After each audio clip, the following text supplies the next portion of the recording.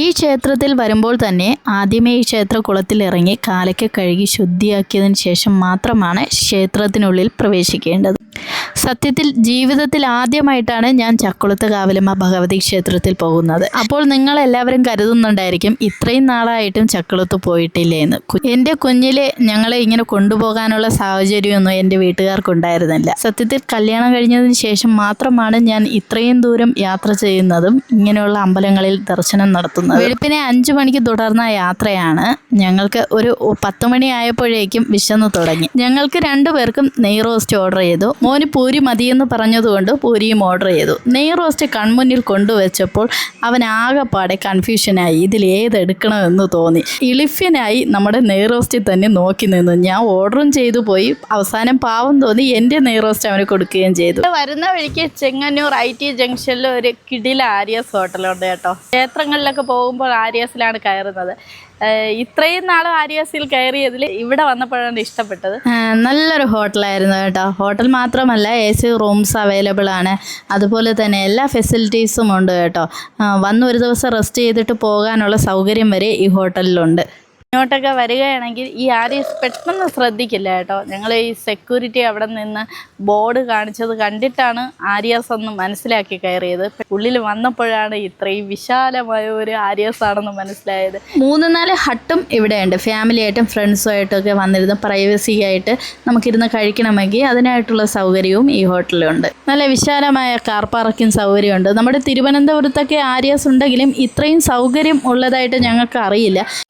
ഹട്ടുകളുള്ള ഒരു ആര്യസ് കണ്ടത് അത് ഇവിടെ മാത്രമാണ്. നമ്മുടെ തിരുവനന്തപുരത്ത് ഇങ്ങനെ ഹട്ടുള്ള ആര്യസ് ഉണ്ടോ എന്നെനിക്കറിയില്ല, കണ്ടിട്ടില്ല.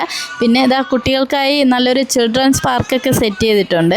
അങ്ങനെ ഫുഡൊക്കെ കഴിച്ച് കുറച്ച് സമയം ഇവിടെ റെസ്റ്റ് എടുത്തു. അതിനുശേഷം ഇനി തിരികെ അമ്പലത്തിലോട്ട് യാത്രയാവുകയാണ്. പോകുന്ന വഴിക്ക് സെക്യൂരിറ്റി മാവനോട് ടാറ്റയൊക്കെ പറഞ്ഞു. ഈ സെക്യൂരിറ്റി മാവനാണ് ഞങ്ങളെ ഈ ഹോട്ടലിലോട്ട് എത്തിച്ചത് കേട്ടോ. അല്ലെങ്കിൽ ഈ ഹോട്ടൽ കാണത്തില്ലായിരുന്നു. അങ്ങനെ ക്ഷേത്ര കവാടത്തിനുള്ളിലേക്ക് ഞങ്ങൾ പ്രവേശിക്കുകയാണ്.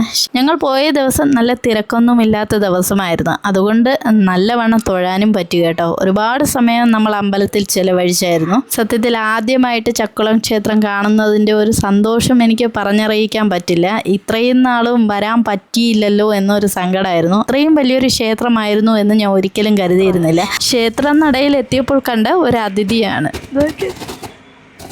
ക്ലിപ്പൊക്കെ ഇട്ടിരിക്കുന്നവർക്ക് ആ ക്ലിപ്പിങ് തരുമോ? നല്ല ഭംഗിയുണ്ട് ആള്.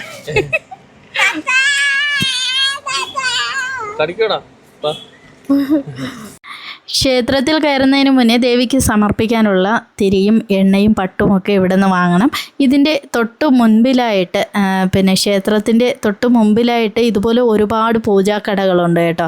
അങ്ങനെ ഞങ്ങൾ എല്ലാവരുടെ കയ്യിൽ നിന്നും ഒരൈറ്റം വാങ്ങി കേട്ടോ. ആരെയും പിണക്കണ്ട എന്ന് കരുതിയിട്ട് എല്ലാവരുടെ കയ്യിൽ നിന്നും ഒരൈറ്റം വാങ്ങിയിട്ടാണ് ക്ഷേത്രത്തിൻ്റെ ഉള്ളിലേക്ക് പോയത്. ക്ഷേത്രത്തിൻ്റെ മുന്നിലായിട്ട് ഒരു വലിയ ആനക്കൊട്ടിലൊക്കെ ചെയ്തിട്ടുണ്ട്. ഉത്സവ സമയത്ത് ആനയെ എഴുന്നള്ളിക്കാനായിട്ട് നിർമ്മിച്ചിരിക്കുന്ന ഒരു വലിയ പന്തലാണ് ഈ ആനക്കൊട്ടിൽ. അതൊക്കെ ക്ഷേത്രത്തിൻ്റെ മുന്നിലുണ്ട്. ക്ഷേത്രത്തിൻ്റെ സമീപത്തായി ഒരു വലിയ ക്ഷേത്രക്കുളമുണ്ട്. ആ ക്ഷേത്രകുളത്തിൽ ഇറങ്ങി കാലൊക്കെ കഴുകി ശുദ്ധീകരിച്ചതിന് ശേഷമാണ് നമ്മൾ ക്ഷേത്രത്തിനുള്ളിലേക്ക് പ്രവേശിക്കുക. പത്തനംതിട്ട ജില്ലയിലെ തിരുവല്ല നഗരത്തിൽ നിന്നും ഏകദേശം 9 കിലോമീറ്റർ അകലെയാണ് ഈ ക്ഷേത്രം സ്ഥിതി ചെയ്യുന്നത്.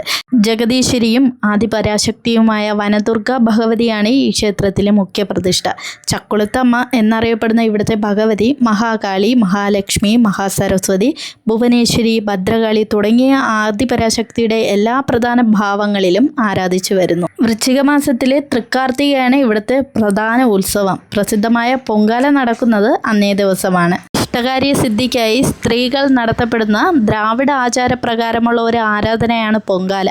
അന്നേ ദിവസം തന്നെയുള്ള കാർത്തിക സ്തംഭം, ലക്ഷദീപം, ധനുമാസത്തിലെ മുപ്പട്ട്, വെള്ളിയാഴ്ചയുള്ള നാരീപൂജ, വിളിച്ചു ചൊല്ലിയുള്ള പ്രാർത്ഥന, ലഹരി വിമോചന പ്രതിജ്ഞ തുടങ്ങിയ ചടങ്ങുകളും ഇവിടെയുണ്ട്. ക്ഷേത്രത്തിനോട് ചേർന്ന് ഒരു ആഞ്ജനേയ വിഗ്രഹവുമുണ്ട് കേട്ടോ. നല്ല ഉയരമുള്ള ഒരു ഹനുമാന്റെ പ്രതിഷ്ഠയാണത്. ഒത്തിരി പേരുടെ വിശ്വാസമാണ് ഈ ആലിൽ കെട്ടിത്തൂക്കിയിട്ടിരിക്കുന്ന പിള്ളത്തൊട്ടിലുകൾ. സന്താന ഭാഗ്യത്തിന് വേണ്ടി ചെയ്യുന്ന ഒരു നേർച്ചയാണ് ഈ പിള്ളത്തൊട്ടിൽ ആലിൽ കെട്ടുന്നത്.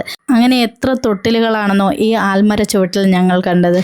ആൽമര ചുവട്ടിൽ എപ്പോഴും ഒരു പോസിറ്റീവ് എനർജിയാണ്. ഞങ്ങൾ അങ്ങനെ കുറച്ചു നേരം ഇങ്ങനെ ആലും ചുവട്ടിൽ റെസ്റ്റ് ചെയ്യുകയാണ്. ഇവിടെ നല്ല തണുപ്പാണ്. കാര്യസിദ്ധിക്കായി ദേവിക്ക് മുന്നിൽ ജലധാരയും നടത്താറുണ്ട്. നമ്മൾ സ്വയം തന്നെയാണ് ഈ ജലധാര ദേവിക്ക് മുന്നിൽ അർപ്പിക്കുന്നത്. തിരിച്ചും ഈ ക്ഷേത്രത്തിൽ വരാൻ സാധിക്കണേ എന്നുള്ള പ്രാർത്ഥനയുമായി ഈ യാത്ര ഇവിടെ അവസാനിപ്പിക്കുകയാണ്.